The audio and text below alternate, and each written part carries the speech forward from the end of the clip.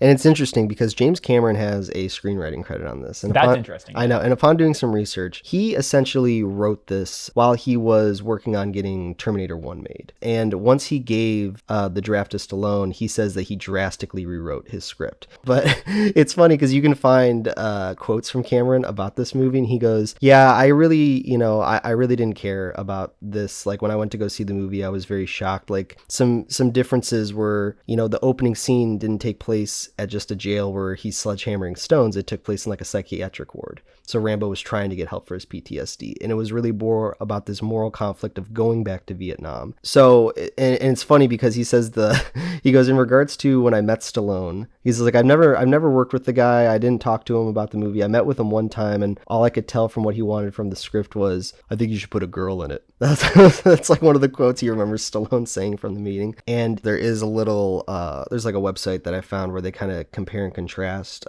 James Cameron's screenplay to what Sylvester Stallone picked. Mm-hmm. And especially in the scene where Ko dies, it's right before they kiss. And in James Cameron's script, they never even kiss, actually. There's a lot more dialogue where Rambo's like, what are you going to do next? And she's like, oh, maybe I'll go up to this part of the country and like, I'll try to become like a business person or something like that. And she's like, what about you? And he's like, I don't know, maybe I'll go do this. And she's like, will you take me with you? And he's like, I don't know if I can sneak you in that way. And she's like, what if you took me in as your wife? And then she like grabs his hand. And it's like the first time that Rambo's feeling a connection again, just on a human level. Mm. And then after that moment, there's some more dialogue kind of talking about his feelings. And then she dies. But then when you see what they actually do in Rambo 2 through Sylvester Stallone dialogue, she's like, are you going to leave after this? And he's like, yeah.